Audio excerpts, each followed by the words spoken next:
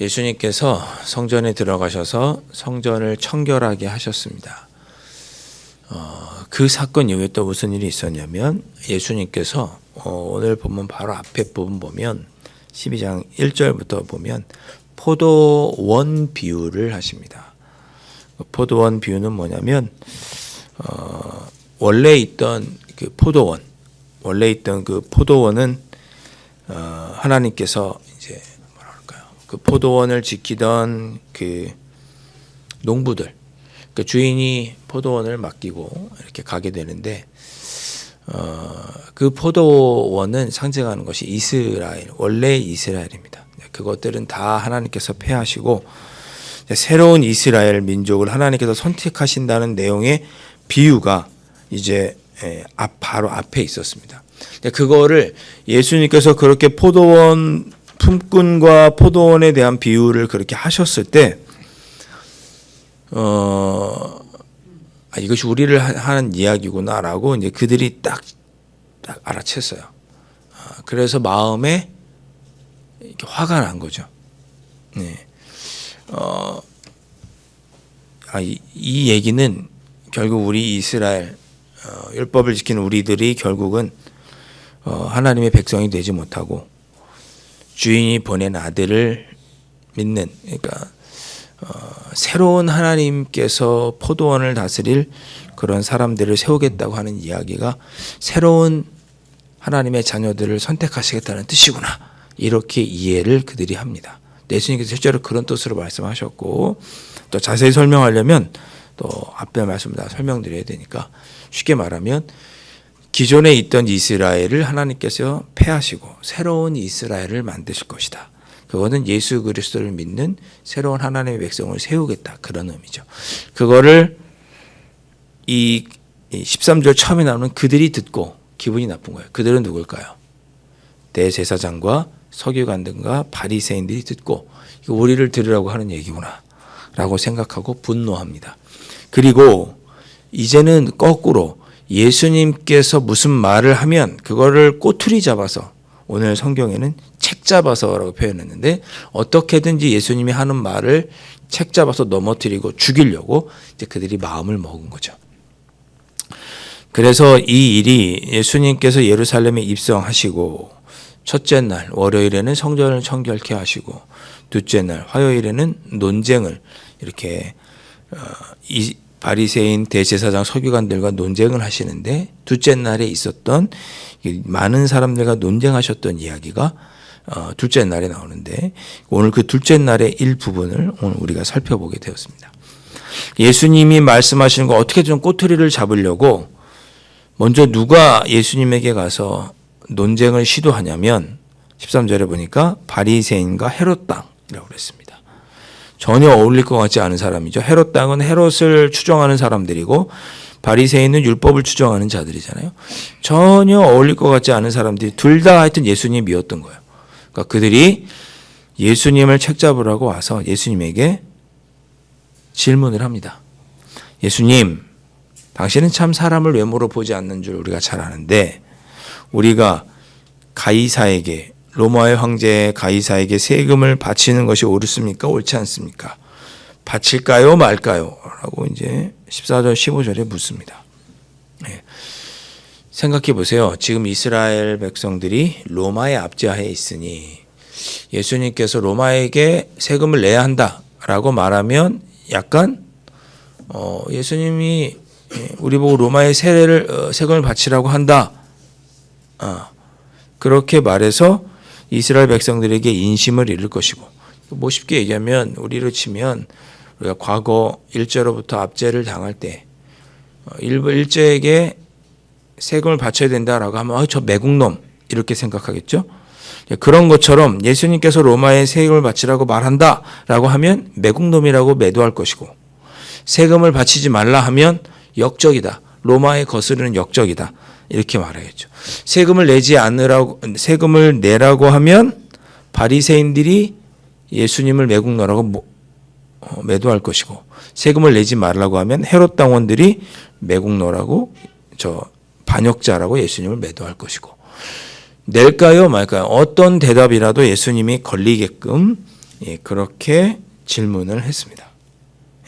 예수님은 근데 그들의 그 외식함, 겉은 나에게 부드럽게 이야기하지만 사실은 그 마음속에 나를 물어뜯으려고 하는 그들의 악한 마음을 예수님께서 아셨죠. 그래서 예수님께서 15절에 어찌하여 나를 시험하느냐 데나리온 하나를 가져와라. 당시에 세금을 내던 화폐가 유통되던 화폐가 데나리온이었습니다. 데나리온 동전 하나를 갖고 와라. 우리나라 치면 10,000원짜리 갖고 와봐라. 10,000원짜리 누가 있죠? 하도 안 봐가지고 10,000원짜리를 카드만 봐가지고 누가 있는지 모르겠네요. 세종대왕인가요? 네, 세종대왕이죠. 네. 5,000원짜리는 누가 갑자기 궁금하네요. 50,000원짜리가 신사임당이죠. 5,000원짜리는 이인가요? 그럼 1,000원짜리가 이황인가요? 중요한 건 아니죠. 중요한 거는 돈을 갖고 있으면 되는 건데, 자 그런 것처럼 돈을 가져와 봐라 이렇게 본 거예요. 그랬더니 거기 로마의 황제의 사진이 있었습니다. 그게 동전에 이렇게 조각이 되어 있는 거죠. 실제로 기록에 따르면 그 동전에는 신성한 아우구스투스의 아들 티베리우스 아우구스투스 황제 이렇게 써져 있었다고 합니다. 그러니까 로마 황제의 이름이 거기 써 있었던 거예요. 이게 누구냐 그랬더니 가이사입니다. 그래? 그러면 가이사의 것은 가이사에게, 하나님의 것은 하나님께 드려라. 이렇게 예수님께서 아주 멋진 답을 내놓으시죠. 이게 뭐라고 하냐면 매우 놀랐다 그랬습니다. 그들은 걸릴 줄 알았죠. 예수님께 책 잡을 수 있을 줄 알았어요. 그래서 예수님을 죽일 수 있을 거라고 생각했죠. 근데 예수님은 이렇게 기가 막힌 대답을 하십니다. 여러분이 단순하게 이거 예수님께서 쏙쏙 잘 피해 가셨네 이렇게 볼 문제가 아니에요. 우리가 생각하기에 우리의 삶에 주신 모든 것은 다 누구의 것입니까? 하나님의 것이죠. 천지 만물도 다 하나님의 것이고 우리에게 주신 생명도 하나님이 주신 것이고, 그러니까 예수님께서 가이사의 것은 가이사에게, 하나님의 것은 하나님께 바치라고 말씀하시면서 그 어려운 문제를 지혜롭게 지나가신 것 같을 뿐만 아니라 사실은 예수님 말씀하시는 거예요. 다 하나님 거다. 로마의 황제 것도 아니고 다 하나님 거다. 하나님께서 모든 것을 주관하신다. 그러니까 우리가 모든 것은 다 하나님께 드려야 된다. 예수님이 이렇게 얘기하신 거예요.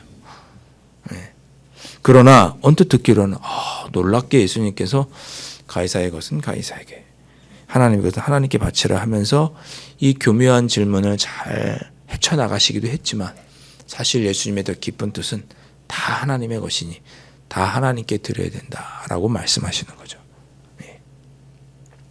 오늘 이 논쟁을 우리도 살면서 여러 번 겪지 않습니까? 어디까지가 하나님의 것이고 어디까지가 우리가 노력해서 얻은 것입니까? 어디까지가 하나님의 것이고 어디까지가 내가 수고해서 얻은 것입니까? 이런 질문을 우리는 수도 없이 듣죠. 우리 마음속에 살면서 우리가 스스로 수도 없이 우리가 이런 상황을 부딪힙니다. 근데 우리는 어떻게 대답해야 되느냐? 다 하나님의 것입니다. 예수님께서 그렇게 말씀하십니다. 하나님의 것은 하나님께. 우리가 잘 생각해 보시면 좋겠어요. 한 주간을 시작하면서 그렇지, 다 하나님의 것이지. 다 하나님께서 주관하셨지. 때로는 나의 재물도, 때로는 사랑하는 자녀들도, 나의 건강도, 마음의 평안도, 내가 누리고 있는 모든 것은 다 하나님이 주신 것이지. 이러한 믿음의 고백에까지 이르기를 예수님은 가르쳐 주신 거죠. 그렇게 말씀하시면서 예수님은 첫 번째 논쟁을 넘어가셨습니다. 두 번째 논쟁이 18절부터 이어져요. 18절에는 뭐냐면 이번에는 사두개인들이 예수님에게 왔어요. 사두개인들은 모세 오경을 집중적으로 연구하던 사람들이 사두개인입니다. 모세 오경, 율법에 아주 가장 정통했던 바리새인만큼 어쩌면 그들보다 더 정통했던 사람들이 사두개인이에요. 이 사람들이 뭐라고 얘기하냐면 19절에 선생님이 모세가 우리에게 써주기를, 그러니까 모세의 율법에, 모세 오경에 어떤 사람이 형이 자식이 없어 아내를 두고 죽으면 그 동생이 형의 아내를 취해서 대를 잇도록 하는 법이 있습니다. 계대 혼인법이라고도 부르는데 그런 법이 있었어요. 어떤 사람의 형의 자식이 없으면 그 형이 가지고 있던 분깃을 다 잃어버리고 또 아내는 또 어떤 삶을 살아야겠어요? 당시 여인들이 굉장히 힘들고 어려울 때 고아와 과부들이 가장 연약한 자들이었잖아요. 그러니까 이들을 돌보기 위해서 결혼을 했는데 형이 결혼을 했는데 자녀가 없이 죽으면 그 형이 갖고 있던 유산도 다 잃어버리고 또 그 형수 되시는 분도 힘들고 어려운 삶을 살게 되니 둘째가 그 형수와 결혼해서 그 형의 자식을 낳고 그 형의 유산을 이어가게끔 그렇게 해서 형수도 잘 살 수 있게끔 했던 법이 뭐였냐면 이 모세가 말하는 계대 혼인법. 형이 자녀 없이 죽었을 때 둘째가 자손을 잇도록 하는 것이 율법에 있었습니다. 그러니까 이것은 어떻게 됐든 그 형수와 또 대를 이어서 그 형의 유산을 지키기 위한 도와주기 위한 법으로 이렇게 율법에 나온 거죠. 근데 이걸 가지고 예수님께 이제 질문하는 거예요. 사두개인들은 부활이 있다고 믿지 않았거든요. 왜냐하면 방금 20절부터 나오는 7 형제가 있는데 7 형제가 다 그렇게 하다가 상속하지 못하고 다 죽으면 도대체 그 여인은 누구의 아내가 되는 것이냐? 모세의 율법과 배치된다. 누구 한 사람의 아내가 될 수 없지 않겠느냐? 부활하면 도대체 누구의 아내가 되는 것이냐? 7명 중에. 이것은 말이 되지 않는다. 상식적으로. 뭐 둘째가 될까 셋째가 될까 여인이 선택하게 할 거야 어떻게 할 거냐? 뭐 그런 거죠. 그래서 부활은 없고 이 땅을 살아가는 동안에 그냥 아내만 첫째부터 7번째까지 아내만 되었다가 그냥 죽고 끝나는 것이다. 이렇게 사두개인들은 이야기한 거죠. 그러니까 예수님께서 뭐라고 하세요? 너희들은 참 어리석구나. 성경도 하나님의 능력도 알지 못하는구나. 여러분에게 한번 물어보겠습니다. 여러분 우리가 천국 가면 율법이 필요할까요? 제가 예전에 말씀드린 것 같아요. 천국 가면 목사는 필요 없습니다. 우리가 예수님과 하나님과 직접 천국에서 살고 있는데 뭐 제가 복음을 증거하고 뭐 할 필요가 뭐가 있겠어요, 우리가. 그렇잖아요. 천국에는 그냥 하나님과 즐겁게 살고 하나님을 찬양하기만 하면 돼요. 무슨 율법이 필요하고 무슨 목사가 필요하고 거기 천국에 있는 사람은 다 예수 믿는 사람들일 텐데 뭐 전도할 일이 필요 있겠어요. 율법은 이 땅에서나 필요한 거죠. 천국에 가서는 필요가 없어요. 우리가 다 천사 같은 새로운 몸을 입을 것이고 그저 하나님을 찬양하고 기쁘고 즐거운 삶만 우리에게 있을 것입니다. 이거를 모르는 거예요. 전혀 새로운 몸, 이 땅에 있는 모든 것은 패하고 오직 사랑만이 남아있을 그 천국. 그거를 모세오경만 연구했던 그 사두개인들도 모르는 거예요. 그러니까 예수님께서 설명해 주시는 거죠. 너희들 모세오경을 연구한다는 너희들이 왜 부활에 대해서 모르느냐. 모세가 떨기나무에서 하나님의 부르심을 들을 때 모세야 모세야 이리 오라라. 너의 신을 벗어라. 이게 거룩한 땅이니 내 신을 벗으라. 나는 아브라함의 하나님, 이삭의 하나님, 야곱의 하나님이다 라고 하나님께서 말씀하시는 걸 너희가 모세오경에서 받지 않느냐. 하나님은 그러면 하나님은 아브라함 하나님이 되시면 또 이삭의 하나님은 안 되는 것이냐. 그러니까 첫째랑 결혼했으면 둘째랑 결혼했으면 이거 안 돼. 그런 뜻인 거죠. 하나님은 아브라함의 하나님도 되시고 이삭의 하나님도 되시고 야곱의 하나님으로 살아있는 자의 하나님이 되시는데 부활하여서 우리가 전혀 다른 몸을 입고 부활하여서 새롭게 영생을 얻고 살아서 우리가 전혀 다른 삶을 살게 될 것인데 너희들이 그 산자의 하나님을 깨닫지 못하고 오해하는구나 라고 말씀하시면서 부활은 반드시 있다는 것을 모세를 부르셨던 하나님의 음성을 통해서 부활이 반드시 있다. 이렇게 이야기해 주십니다.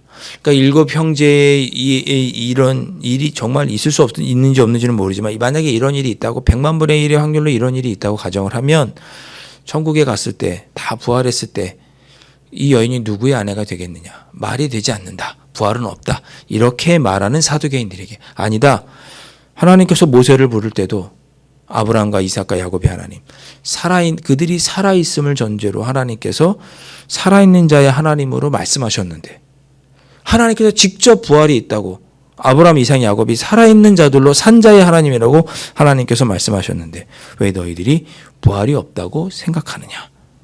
너희들이 성경을 제대로 알고 있지 못하다라고 예수님께서 그들을 꾸짖으십니다. 자, 오늘 말씀 예수님께서는 분명히 말씀하시는 거죠. 부활은 반드시 있다. 부활은 반드시 있다. 오늘 두 가지 예수님께서 논쟁을 하셨습니다. 첫 번째, 우리에게 주어진 모든 것은 다 하나님의 것이다 라고 예수님 가르쳐 주셨고, 또 하나, 부활은 반드시 있다. 예. 오늘 하루가 이 두 가지 가르침을 우리가 잊지 않고 또 한 주간을 우리가 지냈으면 합니다. 나에게 주신 모든 것은 하나님께서 주신 것이고, 가이사의 것은 가이사에게, 하나님의 것은 하나님에게. 사실 가이사의 것은 하나도 없다는 것. 하나님께서 주지 않으시면 오늘 밤에라도 생명을 걷어가시면 그가 했던 그 모든 것들은 다 헛것이죠. 모든 것은 하나님의 것이라는 것 예수님께서 다시 한번 깨닫게 해주시고, 더불어서 부활도 반드시 있다는 것을 예수님께서 말씀해 주셨습니다. 예.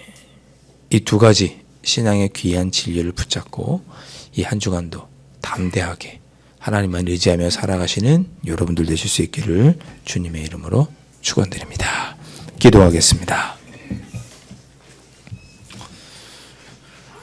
예수님은 오늘도 많은 이들과 논쟁하면서 그 했던 말씀을 통해 우리에게도 귀한 음성을 들려주시는 줄 믿습니다.